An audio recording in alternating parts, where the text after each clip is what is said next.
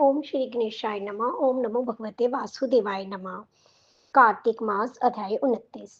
प्रभु कृपा से लिख रहा सुंदर शब्द सजाए कार्तिक मास महत्तम का 29वां अध्याय। राजा पृथु ने कहा, हे मुनि श्रेष्ठ, आपने कलह द्वारा मुक्ति पाए जाने का वृत्तांत मुझसे कहा, जिसे मैंने ध्यानपूर्वक सुना। हे नारद जी, ये काम उन दो नदियों के प्रभाव से हुआ था, कृपया ये मुझे बताने की कृपा कीजिए। नारद जी बोले, हे राजन, कृष्णा नदी साक्षात भगवान श्री कृष्ण महाराज का शरीर और बेनी नामक नदी भगवान शंकर का शरीर है। इन दोनों नदियों के संगम का महात्म श्री ब्रह्मा जी भी वर्णन करने में समर्थ नहीं है, फिर भी चूंकि आपने पूछा है, इसलिए आपको इनकी उत्पत्ति का वृतांत सुनाता हूँ। ध्यानपूर्वक सुनो।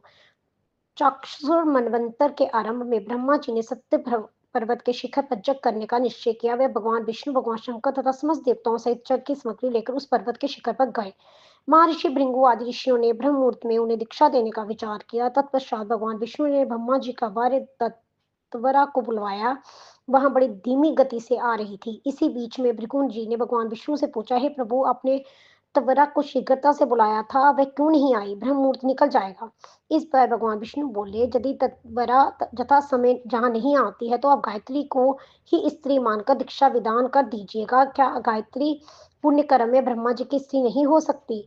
नारद जी ने कहा, हे राजन, भगवान विष्णु की इस बात का समर्थन भगवान शंकर जी ने भी किया। ये बात सुनकर भिंगुंजी जी ने गायत्री को भी ब्रह्मा जी के दाएं दाईं ओर बिठाकर दीक्षा विधान आरंभ कर दिया। जिस प्रकार ऋषि मंडल गायत्री को दीक्षा देने लगा, उसी समय तत्वरा भी जगमंडल में आ पहुंची।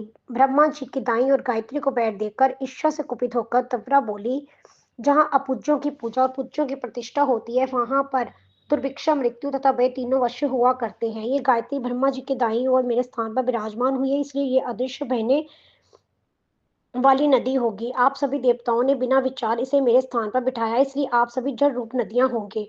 नारद जी राजा पृथु से बोले, हे राजन, इस प्रकार तवरा के श्राप को सुनकर गायत्री क्रोध से आगे आग बबूला होकर अपने होंठ चबाने लगी। देवताओं के मना करने पर भी उसने उठकर तवरा का श्राप दे दिया।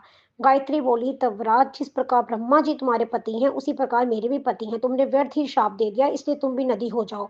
तब देवताओं में खलबली मच गई। सभी देवता तवरा को साष्टांग प्रणाम करके बोले, हे देवी, तुमने ब्रह्मा आदि समस्त देवताओं को श्राप दिया है, वह उचित नहीं है, क्योंकि यदि हम सब जल रूप नदियां हो जाएंगे तो वे निश्चय ही ये तीनों लोग नहीं बच पाएंगे।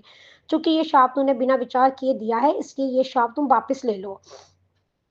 तवरा बोली, हे देवगण, आपके द्वारा जग के आरंभ में गणेश पूजन न किया जाने के कारण ही ये विघ्न उत्पन्न हुआ है। मेरा ये श्राप कदापि खाली नहीं जा सकता, इसलिए आप सभी अपने अंगों से जड़ीभूत होकर अश्वमेघ नदियां बनोगे। हम दोनों सोतने भी अपने अपने वंशों पश्चिम में बहने वाली नदियां बनेगी। नारद जी राजा पृथु से बोले, हे राजन, तत्वरा के ये वचन सुनकर भगवान विष्णु, शंकर आदि सभी देवता अपने अपने अंशों से नदियां बन गए। भगवान विष्णु के अंश से कृष्णा, भगवान शंकर के अंश से बेनी तथा ब्रह्मा जी के अंश से कुदमती नामक नदियां उत्पन्न हो गई। समस्त देवताओं ने अपने अंशों को जड़ बनाकर वहीं सहस्त्र पर्वत पर फेंक दिया। फिर उन लोगों के अंश पृथक पृथक नदियों के रूप में बहने लगे। देवताओं के अंश से सहस्त्रों की संख्या में पश्चिम की ओर बहने वाली नदियां उत्पन्न हुई। गायत्री और तवरा दोनों पश्चिम की ओर बहने वाली नदियां होकर एक साथ बहने लगी। उन दोनों का नाम सावित्री पड़ा। ब्रह्मा जी ने यज्ञ स्थान पर भगवान विष्णु तथा भगवान शंकर की स्थापना की। दोनों देवता महाबल तथा अतिबल के नाम से प्रसिद्ध हुए।